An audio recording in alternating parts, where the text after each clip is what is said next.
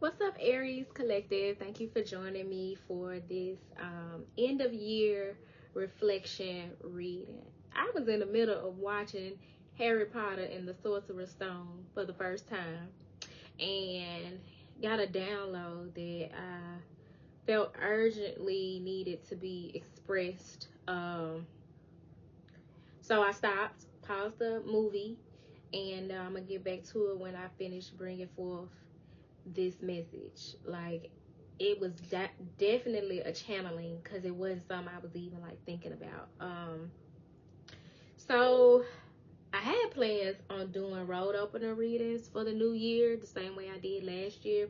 For the month of January, each of the zodiac signs, I did road opener readings, and I'm probably still gonna do that. Like, I feel strongly led to do that again. But for the end of the year, for this month of December, being the last month in this calendar year of the Gregorian calendar, I'm being led to bring forth a message that either prompts or assists the collective with reflection. And so the message that came to me while I was watching Harry Potter for the first time, the movie came out in 2001. And here I am in 2024, finna be 25, just watching it for the first time. And so far, it's dope. I cannot believe it's taken me this long to watch this movie. But in reflection, I look back at where my life was in 2001. And that just ain't no shit I even would have thought to watch or go to the movies to see. Whereas now, it's like, I love it. You know what I'm saying? So I definitely am probably gonna binge watch all of the Harry Potter movies so I can catch up. But while I was watching the movie, I had this download out of nowhere. It was nothing in the movie that really prompted the thought that for many of us, especially those of us who have Aries in our chart, our circumstances are our circumstances because the divine knew that we were a flight risk. So as you spend time in reflection, which I strongly advise, spending time in reflection before we journey into this new calendar year, about the lessons and the themes of your new year. For those of you who have felt stuck, or that things have not been moving forward, or that you've cast your pearls before swine, or that you've done all you can to try to navigate yourself out of a certain situation or toward a certain goal, if you feel that way and you feel like you've come up empty, the divine is telling me that the circumstances have been the circumstances because the divine knew that you were a flight risk. Flight risk, as I know it, is like when you commit a crime or you have some justice or karma due to you, or some process that you need to go through, but you have the potential to flee the lesson or what's coming to you. You have the potential to flee and escape the situation that lies ahead, to avoid accountability, to avoid the lesson, to avoid the experience, right? And baby, that hit me like a ton of bricks, because this year for me has been very much me planting seeds, being more intuitively and divinely led, and in some areas feeling like I have not seen yet. I have hope that the reward gonna come. I know the Lord would never like steer me in a certain direction only for me to come up empty, right? I count it all a joy. I count every single blessing. I try to anyway. But there have been times where I felt like, okay, you led me to do this, you led me to do that. I put myself in this position, in that position, and things just didn't work out the way I thought they should, right? But when I think about some of the tough lessons that I've learned this year, some of the things that were uncomfortable, had I been given like a choice, I'd have tried to wiggle my way out of that shit at first, and I wouldn't have gotten to the lesson. I definitely would have been a flight risk. I wouldn't have stayed for the process. I wouldn't have trusted the process because it was hard in the beginning and I could see harder coming, right? So I resonate with that message of feeling stuck, but understanding in hindsight that the circumstances are the circumstances because the divine knew I was a flight risk. I was gonna jump ship. I wasn't gonna stay for the ending. I wasn't gonna stay to see what's the verdict. You know what I'm saying? So for many of you, you may resonate with that. Take the time to reflect on where you are, how much you have accomplished, what you've learned. One good prompt for reflection would be to go back and watch those road opener readings that I did at the beginning of the year for each of the signs to see how they resonate as it relates to the year that you've had so far. But we're going to get into the message that wants to come forward to better help you with reflection and moving forward into this new year. So I'm going to be pulling some tarot. I'm being led to also pull an archetype that best serves us at this point on the journey. Y'all know I'm an Aries sun sign. So truth be told, all of the messages be resonating with me because ultimately we are all of the signs. The higher you ascend on your journey, you begin to realize that you have all of the signs within you. You have all of the characteristics and personality traits, and they come out and express themselves in different ways at different times, right?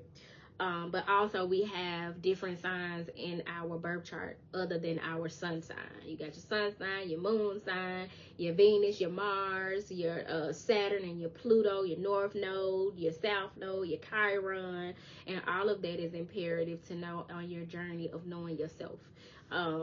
So we're going to look into the archetypes and then what you need to surrender as well.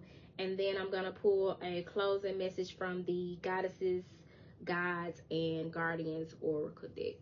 So I'm going to pull tarot from the Light Seers Tarot. Clear. See what's the best message for the highest good of the Aries collective as they reflect, as we reflect on the end of this calendar year. Y'all know I'm really one who believes in that spring is the first day of spring. The spring equinox is the first day of the year, and my birthday happens to be some years anyway, according to the Gregorian calendar, the first day of spring, which is March 21st. So I kind of abide by that when it comes to like my planning, New Year's resolutions and vision boarding and all of that. This time of the year is like the fourth quarter for me. The world's New Year's, January 1st, is more like me doing some fourth quarter wrap ups and planning and preparing for the new year that begins on the day of the spring equinox.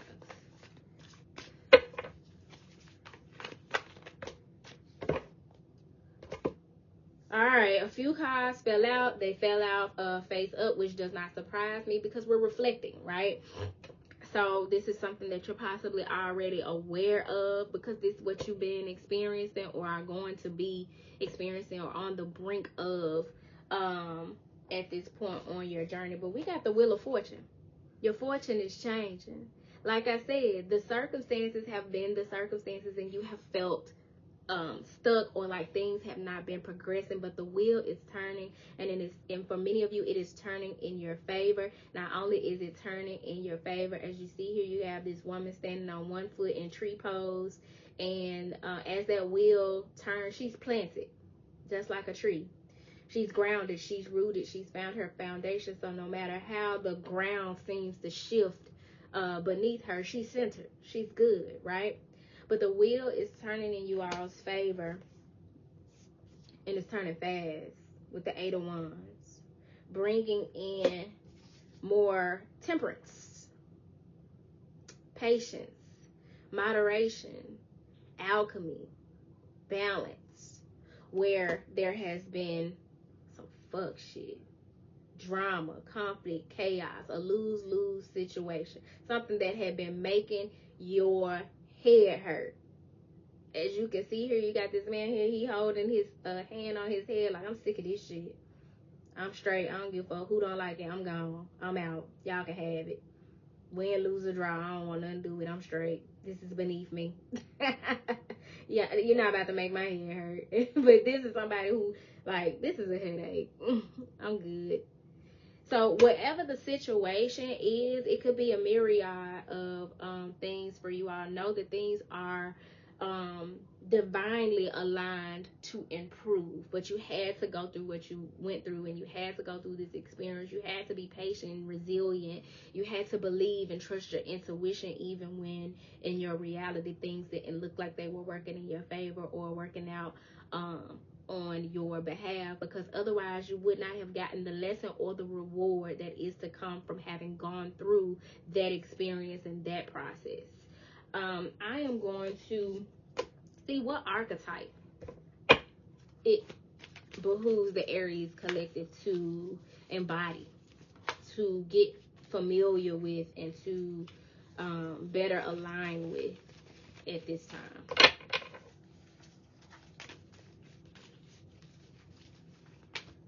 It seems like a lot of them want to come out too. Oh shit. Is this deck in reverse? It is. Okay. Shit, okay, that's a lot, y'all. I did see the vampire, which speaks to that shit, like, just like this, that drains your energy.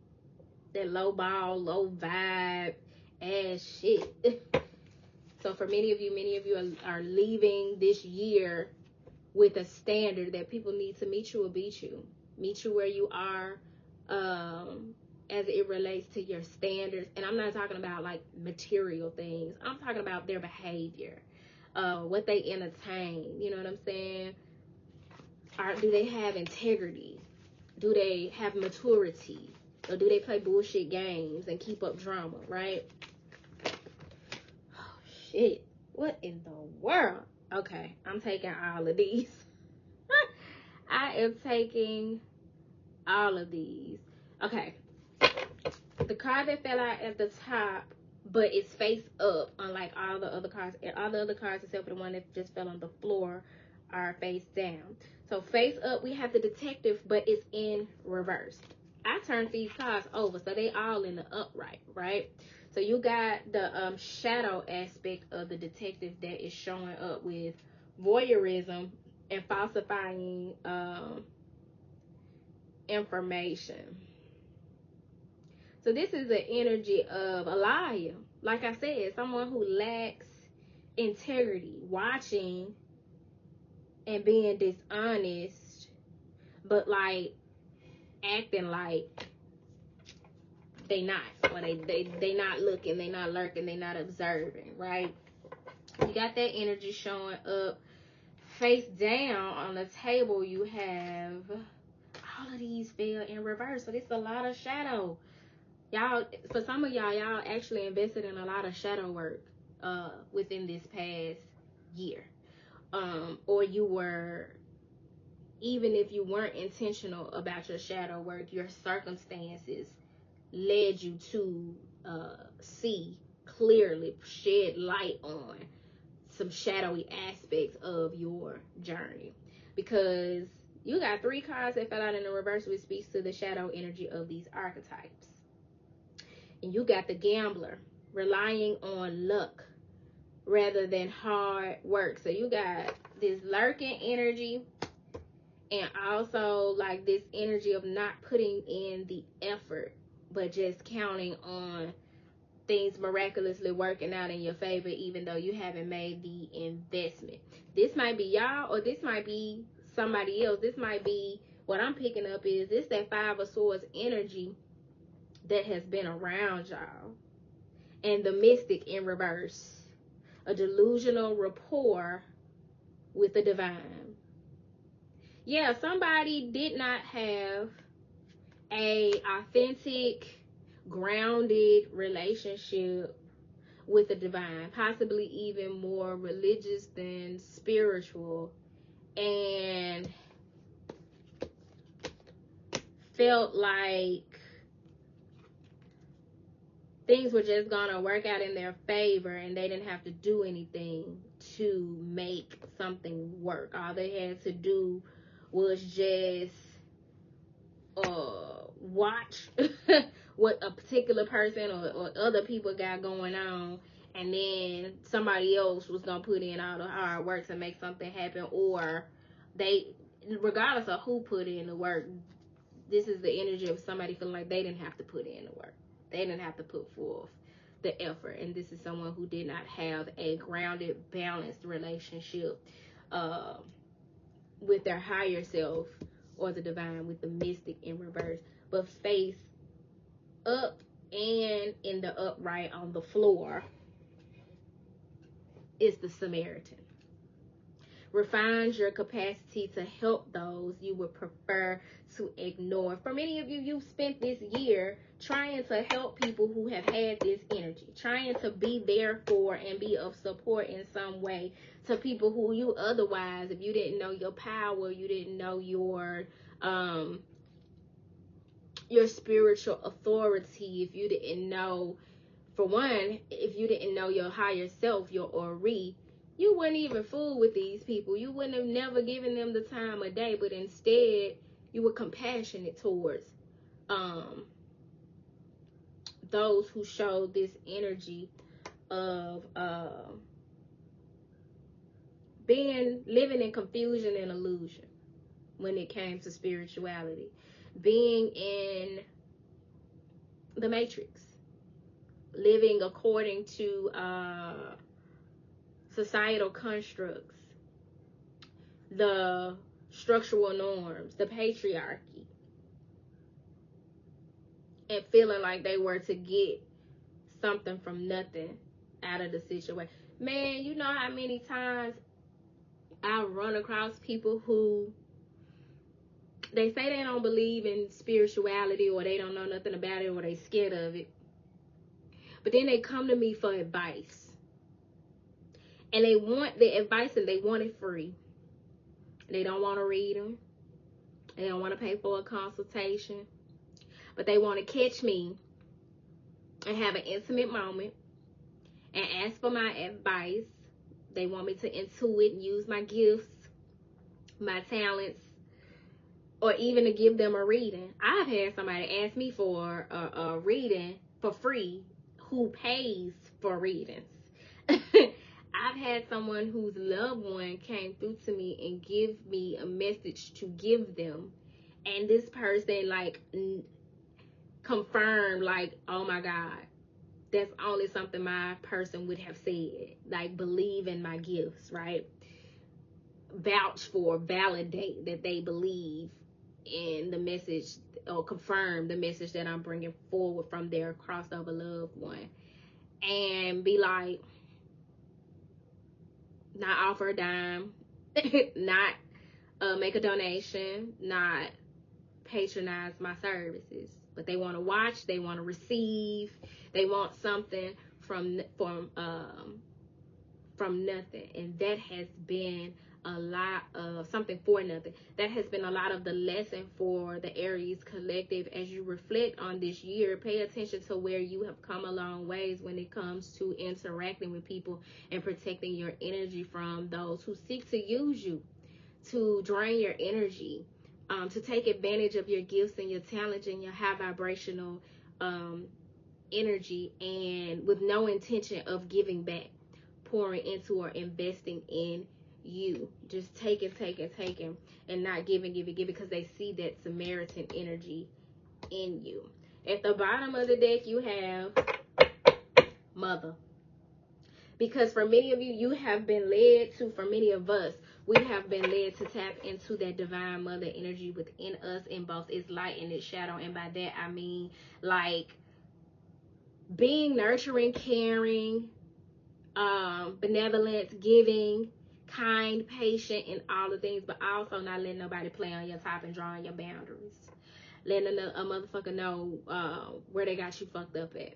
And not feeling like it's you being out of character. No, I tell people all the time, at any point where I go from Eve, Oshun, to Lilith, or Oya, trust me, that's part of my character. That's not me being out of character at all. So that's been a portion of the journey as well. And what I have found in my experience is that a lot of that also comes without warning or announcement or having to say anything. Sometimes that drawing your boundary or protecting your energy looks like silence. Not saying shit. This ain't even worth my energy entertaining, right? Being more mindful of what it is that you entertain and pour your energy into or give your attention. And I mean, like, by even a text. There are some text messages, especially this year, I have learned, like, I'm not responding to that. It doesn't deserve the time and energy and the effort I would put towards a response. That's how you teach people to honor and value your time and your energy, by showing them what you give your time and your energy to and what you don't, right? So at the bottom of the deck, you have the Mother archetype: nurturance, patience, unconditional love, and joy in giving birth to life.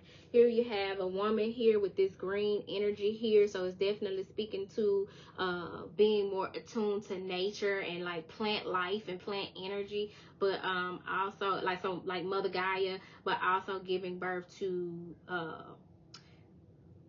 here you have a baby that's being nurtured by this woman's breast. So it's like she's breastfeeding. But as feminine energies, and we talking about masculine or feminine, male or female, not just man or woman, but masculine and feminine energy.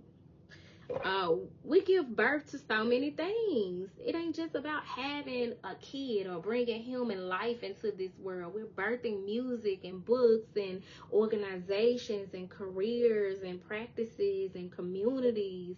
We're birthing new energy and consciousness and being vessels to bring light from other realms and times into this 3D reality. So we are birthing so many things, and for many of you, you will find that if you really take time to reflect, you've become more of a mother.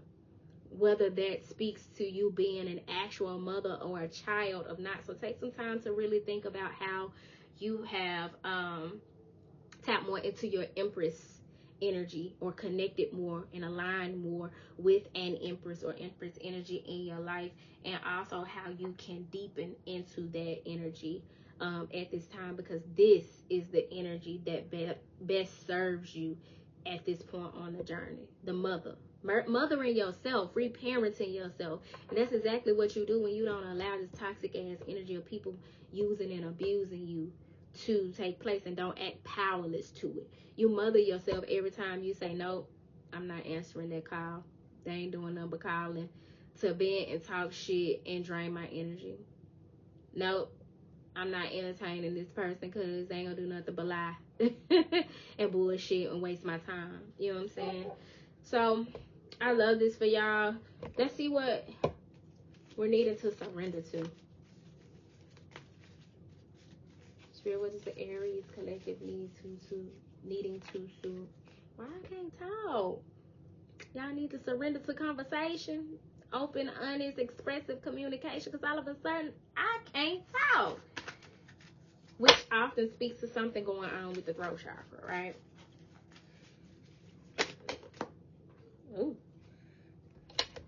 Surrender to receiving support and love. The more you tap into this mother energy, you're gonna allow yourself to receive love because you give love and you need it. As your cup runneth over, you want to surround yourself with people who pour into you as well. And instead of allowing these experiences to make you have your guard up and be bitter, you're gonna be even more open to receiving love.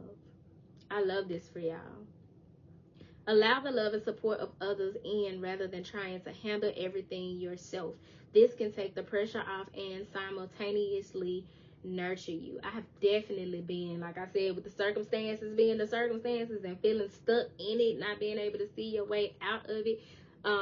Surrendering to support and love has been a huge lesson for me. I've had to ask for help in ways that I'm just not used to having to ask people to help me and show up for me. But it has been rewarding.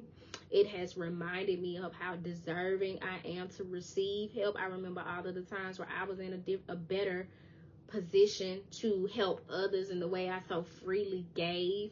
So now that I've been in a position to receive, I am learning to freely receive, to openly and joyously, graciously, and gratefully receive from a place that says I'm worthy of receiving. You know what I'm saying? Instead of looking at it like, woo, I'm fucked up out here. You know what I'm saying? We not meant to do all this shit by ourselves, no way. So if you're going to surround yourself with people and be in community, make sure that it's with people who support and love you actively, not those who passively show up for you, because that's often a sign of some jealousy or insecurity in some way. But if they are actively and aggressively supporting and loving you, allow that to be so. Don't allow those inner child wounds to make you feel undeserving or unworthy. At the bottom of the deck, surrender to passion. For many of you, you have a passionate new beginning to look forward to as a result of the journey that you've been on. When you come out of this stuck position that you weren't allowed to escape, you're going to fall right into a more passionate, fiery, creative situation and energy in your life. It says get out of your head and feel the fire in your belly. Focus on the people or activities that ignite your passion and let it flow. It's time to have some fun, y'all. It's time to truly be in community with people who you can trust, with people who you love and who love on you, who align with you. It's time out for this drama and this petty shit, this nonsense that you've had to put your boundaries up against and with. I didn't see what was at the top and the bottom of the deck with the tarot. Hold on.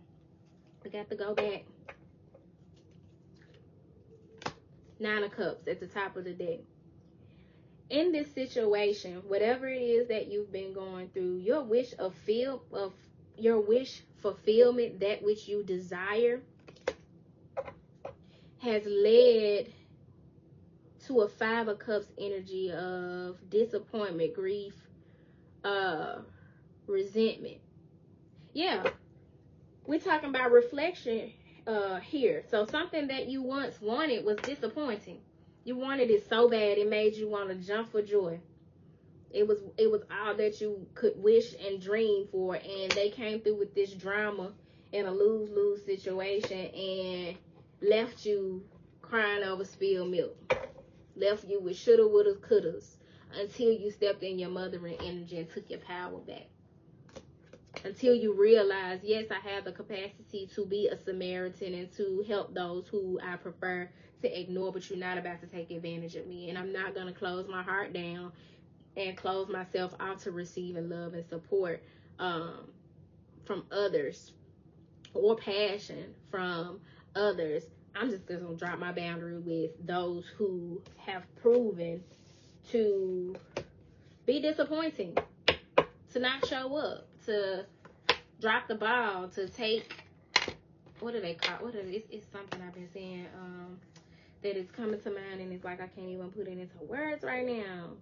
But those who have not honored and valued what you bring to the table. And again, we're not talking about material things. So I'm going to close this message out with a message from the goddesses, gods, and guardians for the Aries collective at this time as we wrap up this year-end reflection reading. Spirit, what message would you have for me to bring forward for the Aries collective? One card fell out face down. And face down often speaks to something that you don't know. something you're unaware of, something that's been in your blind spot, and you all got tell the truth. Tell the truth and shame the devil, as they say. So either you're needing to have some honest communication or self-expression, or someone has a truth that they need to express to you.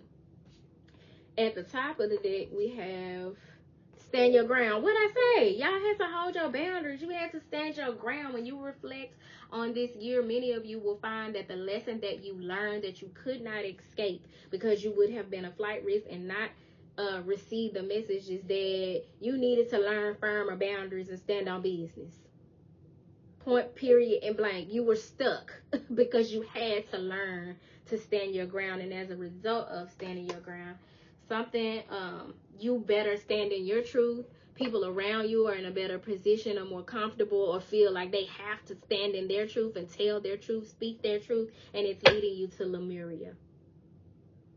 Mermaid of Lemuria, joy. This is the return of Lemuria, happier times, heaven on earth. You know, the Lemurian people lived an advanced life, happy and joyful, and without all of the constructs and low vibe energy that we encounter in this lifetime, in this realm, right? But we are actively grounding that light into our 3D reality and living a more high vibrational quality life with more high vibrational quality relationships, and we are living, walking, speaking, uniting, communing in joy. With this mermaid here, this is one who is able to thrive on land and water.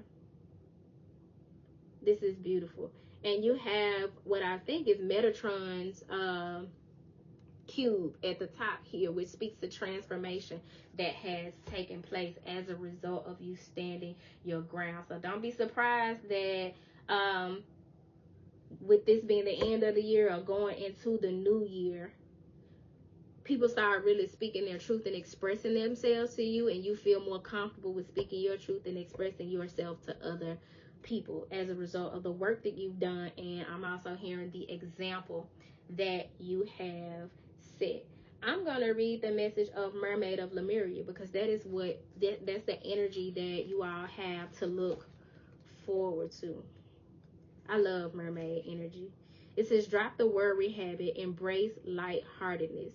Lemuria was a light-centered civilization where the peaceful inhabitants maintained an exceptionally pure connection to the divine.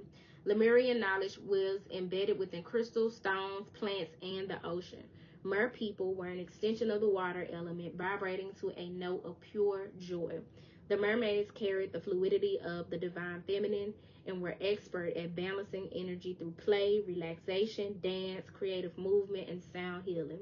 They freely expressed their carefree love of life. Y'all, I don't know what the fuck is going on. I told y'all I couldn't talk and it was something going on with the throat chakra, and we done got to tell the truth, which is very much a throat chakra energy. You got all this blue in this card here because somebody got something to say, a truth to express.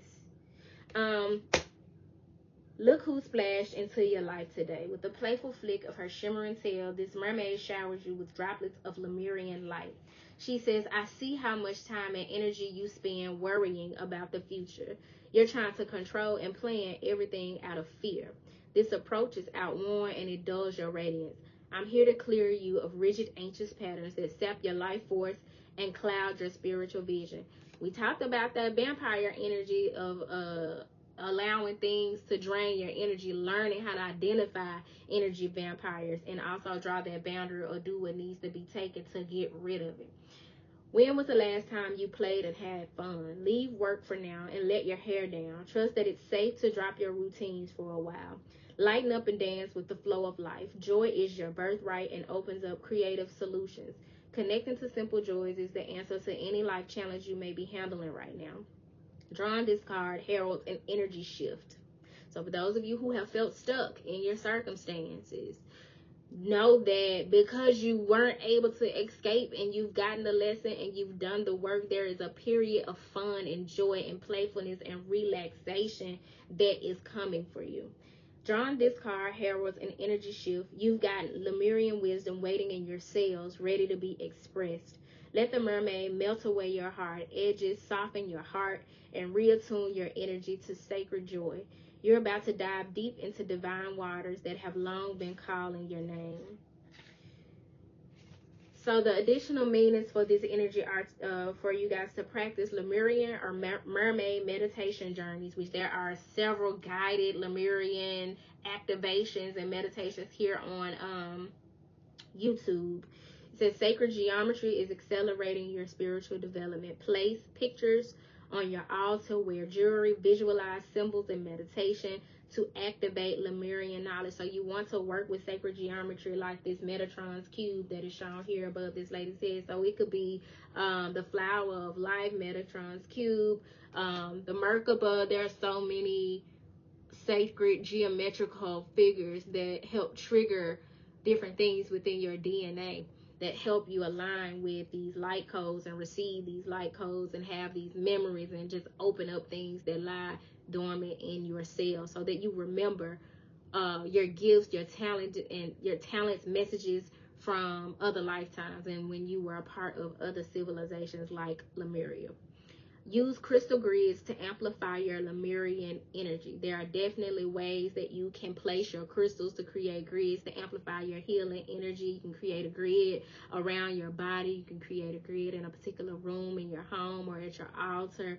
And you don't have to have like a book or a video to show you how to do it. For many of you, you can use your intuition to place particular crystals how you want them, and set your intention and just allow that energy to manifest in your life. It says to visit or move to the coast and express your feminine energy and sensuality. So for many of you, like you're coming out of a tough situation where you felt stuck, stagnant, burdened, like you carried all of the weight and you had to draw your line in the sand in a lot of low vibe situations, be it with family, friends, love, romance dynamics, or whatever. But you're now going to be free and light and able to tap more into your sensual, sexual, playful self.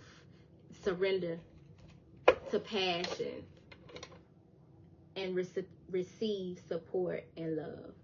I love this for y'all, Aries. I hope this message finds you well. If it did not find you well, I hope that it leaves you well. I meant to mention my little turban, honey. I'm actually not trying to be fashionable right now, even though I do have these jumps in all colors.